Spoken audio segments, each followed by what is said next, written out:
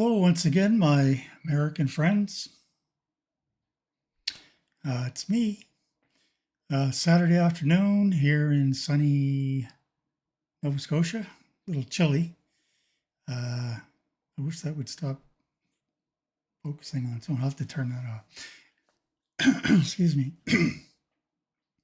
Anyway, in one of my early videos, I've only been doing this for a couple of weeks, but it's still earlier than this one. So, from one of my earlier videos, I alluded to the fact that my family tree goes back to England, either Devon, we're not quite sure, not specifically, either Devon area or Wales. And the relative of mine that left that area, I mentioned that his name was Robert Wheaton, Wheaton. And the boat that he came across on landed in Salem, Massachusetts in, I believe it was 1638. And on that ship were a number of passengers, and two of the passengers were father and daughter, and their last name was Bowman or Bowen. Anyway, the father was a Baptist minister, and I'm going to assume, I have no proof of this, but I'm assuming they were, leaving the UK for religious reasons, perhaps. Again, I'm not 100% sure. Anyway, my ancestor Robert married this fellow's daughter. I think her name was Alice, but again, not sure. Anyway, one of the things that Robert did was he helped this minister along with others on the ship that were, I'm assuming, were Baptists. Again, I'm not 100% sure. But anyway, he helped the minister build the first Baptist church in North America. And other than that, there's no, we didn't, my family didn't become millionaires or anything like that. But the point is that my family has been in North America for hundreds of years. Okay. And I know that there are certain societies that if your family came across on the Mayflower, which mine didn't, or something like that, if your family came early or one of the early settlers, then there's a certain amount of prestige that goes along with that, and there's clubs and organizations that celebrate that, amongst themselves, people within that group. Now, I've never been invited to to any function to celebrate my family's ancestral past, based on the early time that my bloodline arrived in North America. Nor do I think anyone should. Just to let you know, I don't feel bad about it one bit. But long story short, how did we end up in Canada? Well, one of the line, Robert would have been my 14th great grandfather. One of his children, one of his line, ended up in Norwalk, Connecticut, just before the Revolutionary War. They were farmers. And the name changed, the spelling changed, and we're not sure if it changed while that my line was still in the United States, or if it was changed when one of my ancestors, I believe my 8th great grandfather, his name was Ephraim. He came across to accept free land that the King of England at the time was, the British royalty or government, whatever, was offering uh, Americans who wanted to remain loyal to the king. So I don't know the exact story, of course. I can tell you that his father's name was William, and it's recorded in everything I can find. The spelling had changed then, but again, I'm not 100% sure to the way we spell it. Wheten. That actually happens to be Old English for the word that you might associate with wheat, right? And it's an old English word for wheat, for the white grain. And if you add the en at the end, that's like putting an of in front of a word. So it's of wheat. I've got a couple of old English cookbooks that refer to wheaten, uh, not wheaten, but wheat, pronounced and spelt differently. It's like HWW or something like WWETEN. Anyway, that's where it came from. That's the origin of the Wheaton name. And anyway, so Ephraim was 16 years old and he crossed into New Brunswick and settled in Kings County and started a farm as well. And there's a manifest of I have letters of his letters of references from friends, family members that had crossed over before him. And their references would say things like that Ephraim is a really good loyalist, and of course that's what those any person who crossed over was labeled a loyalist, loyal to the king. And it listed what he brought with him. I think it was £2 sterling, a goat, I don't know, cow. I have the list.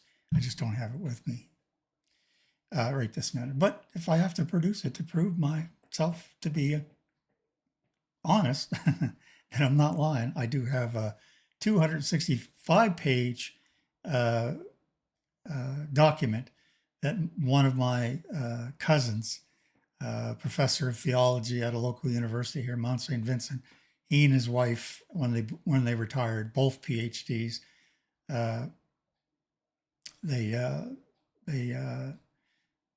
spent 10 years studying our bloodline, and they got back to as far back as Ephraim and where he came from. Anyway, so the point there being is, depending on who you are or how you view things, my family's pretty important, right? We don't have a lot of clout. There's some rumors that Wheaton College in Massachusetts was named for one of my bloodline. Perhaps even the Wheaton Terrier. I don't know. That's probably a stretch. Oh, by the way, Will Wheaton, I know you're watching. I know you don't miss an episode of my videos. Will Wheaton from Star Trek. He's not related to me. He spells his name the original way, but his family came across in the 1700s, I believe. Yeah. So anyway, so I just thought I'd give you. I said I'd mention my family tree as I said in a previous video that I go into a little more detail. But anyway, oh yeah, I forgot. My father was the first.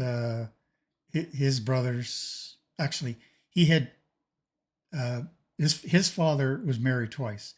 His first wife, he had 9 children with her while living in New Brunswick in the, not the Miramichi, on the way to the Miramichi. Anyway, he lived there. He was a photographer and a hotel manager. And he had 9 children with her. She passed away. He took her body back to Cape Breton, which is in Nova Scotia. And he inadvertently met his second wife, my grandmother, my father's mother, at that funeral. I'm not sure if my grandmother was related or small place, small town. So maybe everybody would go to funerals. I don't know for sure. But anyway, he married her and had 9 children. And all those children were born in Nova Scotia, of which my father was one of those. Okay. My father was a sergeant. Actually, not a sergeant. Sorry. Uh, his title was bombardier. It's like a master corporal, I guess, now in the Canadian military. And he trained young recruits who were going overseas here, excuse me, here in Halifax at a place that has been around since the 1800s, 1700s. York Redoubt, which was part of a group of forts that have been guarding Halifax Harbor since the 1700s, yeah, uh, against the French. Okay. There was never a battle fought there. But my dad was he was an instructor and part of the battery that protected the harbor, Halifax Harbor. Look up Halifax Harbor. It's the third largest natural harbor in the world, or maybe third deepest. Anyway, uh, Halifax is where all the Canadian soldiers departed from during the Second World War. Anyway, so yeah, so you know, I had uncles that fought in the Second World War and died trying to help liberate, Europe from the Nazi invasion, from the Nazi regime. And so I guess you could say, I have a pioneer spirit. I'm proud of who I am and where I come from. I'm very proud of my bloodline. It would be nice if I could find out I had some rich relatives in the States. So far, no, they're all kind of poor and kind of boring, actually, the ones that I have met. Very much like my father's family. It's amazing. I'm 6'3" and I weigh about 225 pounds. My dad was 5'9", weighed about 145. And all his brothers and sisters were tiny, what I consider tiny people, average sized people. And the Americans that I've sort of met from that are in my bloodline, they look like my dad, like his family. They're small and they keep to themselves. They don't they don't wear their heart on a sleeve like I do. My brothers and sisters get our most of our personality and our coloring, as my mother would say, from her. She had a lot of French Indian in her, and from Cape Breton, little place called Ile Madame. Look it up. And specifically a place called Descous. Hopefully, I'm pronouncing it correctly. It could be Descous or Descous. We're not sure if it's French or Indian or a combination of maybe French and Indian or mispronunciation of an Indian place name. But anyway, that's it. I'm not going to bore you any longer. It's long enough. Okay. Just keeping my promises. And also, I just decided today, it's Saturday, I've been practicing my guitar and my piano, trying to become a campfire musician, entertain my friends and family. Well, not so much my family. I'll talk about my family some other time.